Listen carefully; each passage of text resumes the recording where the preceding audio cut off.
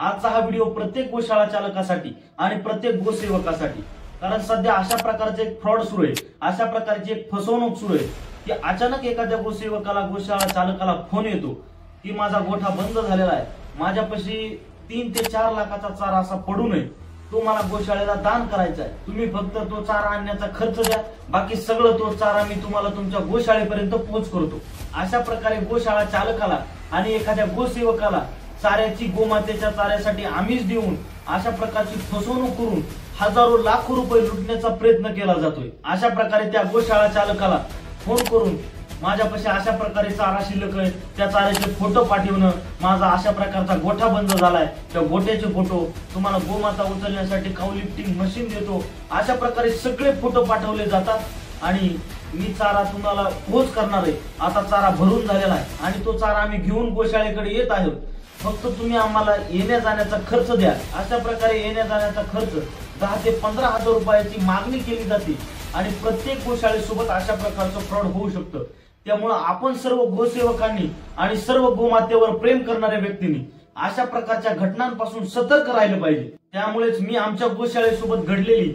अशाच प्रकारची एक दुर्दैवी घटना आपल्या सर्वांसोबत शेअर करणार आहे, कारण तुमच्यासोबत इथून पुढे अशा प्रकारचा प्रकार घडू नये। नमस्कार, मी युवा कीर्तनकार सुमित महाराज डिसले, श्री क्षेत्र भुवनेश्वर संस्थान, विजयनगर तालुका, जिल्हा बीड। बीड जिल्ह्यामध्ये भुवनेश्वर देवस्थान वैतागवाडी या ठिकाणी आपली भुवनेश्वर गोशाळा आहे आणि त्या गोशाळेमध्ये 75 ते 80 अशा प्रकारच्या वृद्ध भाकड गोमाता आहे। अशा प्रकारच्या अनेक गोमाता असल्यानं आपल्या गोशाळेला कायम बरेच व्यक्ती दान करत असतात, चारा म्हणा पैशाच्या रूपात कायम दान करत असतात। पण अचानक आज सकाळी माझ्या मोबाईलवर एक रिंग वाजली, अशा प्रकारचा हा फ्रॉड कॉल आला। सकाळ सकाळी मी तो कॉल उचलला आणि उचलल्याबरोबर त्या व्यक्तीनं नमस्कार, जय श्रीराम अशा प्रकारे बोलून त्यानं मला त्या व्यक्तीनं संपूर्ण आपली घटना सांगितली की महाराज अशा प्रकारे मी माजलगाव या ठिकाणीचा रहिवासी आहे आणि त्या ठिकाणी माझा गोठा होता, काही कारणास्तव तो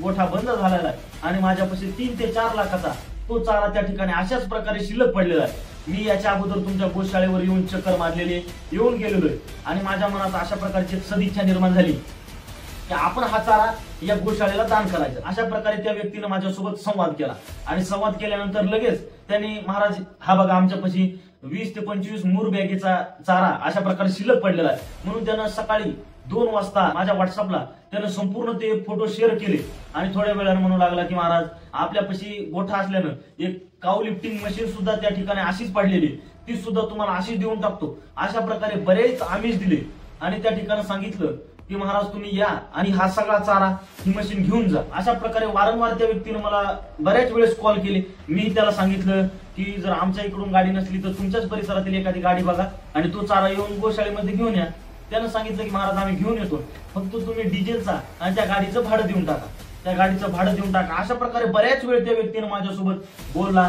एक झालं की एक असे फोटो पाठवले, तुम्ही ते सर्व काही फोटो हे स्क्रीनवर पाहू शकता। आता एवढा चारा भेटणार आहे म्हणल्यावर मला आनंद वाटला की जाऊ द्या बाबा, आता एवढ्या अडचणीत पावसाच्या काळात इतका मोठा चारा कोणतरी गोशाळेला देतोय, म्हणून मी संपूर्ण त्याची माहिती ऐकून घेतली। तुम्हाला नाही महाराज, आता आपल्याला एक आयसर आणि एक टेम्पो अशा 2 गाड्या भेटलेल्या आहेत, त्या गाडीचा सुद्धा त्यांनी मला फोटो पाठवला। आता हे सगळे फोटो पाहून मला त्या व्यक्तीवर अत्यंत विश्वास निर्माण झाला, कारण त्याचं बोलणं, ती प्रेमळ भाषा, मला त्याच्यावर पूर्णपणे विश्वास बसला आणि विश्वास बसल्यानंतर त्यानं सांगितलं की आम्ही आता चारा भरायला सुरुवात केलोय। त्या चारा भरण्याचे सगळं त्यानं मला 10-12 फोटो पाठवले, ते फोटो सुद्धा तुम्ही स्क्रीनवर पाहू शकता। अशा प्रकारे त्यांनी फोटो पाठवले की आता आम्ही चारा भरलेला आहे, आता गाडी घेऊन निघणारच आहोत आणि थोड्या वेळाने कॉल केला, सांगितलं गाडी घेऊन निघलेलो आहे, अर्ध्या वाटात आलेलो आहे, आता फक्त तुम्ही आम्हाला या डिझेलसाठी 5000 रुपयाची रक्कम टाका। त्यानं मला स्कॅनर सुद्धा पाठवलं, तुम्ही त्या स्कॅनरचा सुद्धा फोटो स्क्रीनवर पाहू शकता। अशा प्रकारे मला पैसे टाका असं म्हणून त्या व्यक्तीने मला सांगितलं। त्यावेळेस सगळ्यांनी बसून ही गोष्ट पाहिली, सर्वांनी हे फोटो पाहिले, तर त्यावेळेस बऱ्याच बारीक निरीक्षण केल्यानंतर ते फोटो उन्हाळ्यातले आणि MH16 सातारा जिल्ह्यातील ही गाडी असण्याचा प्रकार समोर आला। त्यावेळेस आम्हाला कळून चुकलं की हा व्यक्ती कोणीतरी फ्रॉड आहे आणि अशा प्रकारे आपल्यासोबत फसवणूक करतोय, हा कळून चुकला हा फ्रॉड आहे म्हणून। त्यावेळेस गोशाळेतील एका सदस्याने त्याला कॉल केला आणि संपूर्ण त्याची माहिती विचारण्यास सुरुवात केली,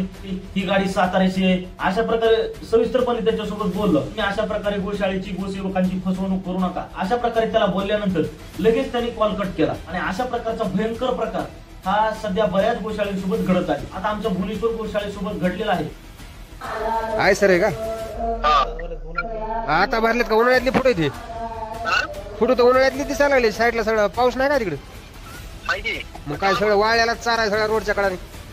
नाही काय नाही राव असं नका करी जाऊ MS 16 पासिंगची गाडी आपला 11 साताऱ्याकडली गाडीचा फुट टाकलाय असं नका करू द्यावा आपण सग हा माऊली हा मी काय म्हणतोय तुम्ही सकाळी या हा नाही कोण असेल तरी त्याला पाठवा नाही त्याचा नाही विषय का तुम्ही कसं आहे तुम्ही मला द्यायला लागलात आम्ही तुम्हाला खर्च देणं महत्वाचं आहे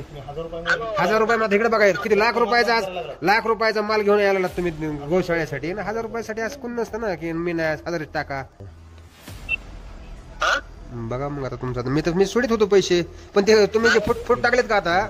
MS 11 सातारा पासिंगची गाडी ती MS 25 ची एक रिक्षा आहे तुमचा तेव्हा ह्याचा लोडिंग आणि ते फोटो साईडला रोडच्या कडाला सगळा चारा तर सगळा वाळलेला उन्हाळ्यातलीच फोटो ती हा मग त्याच्यामुळे म्हणतो मग ते आता थोडं माझ्या लक्षात यायला लागले म्हणून असं का व्हायला लागलं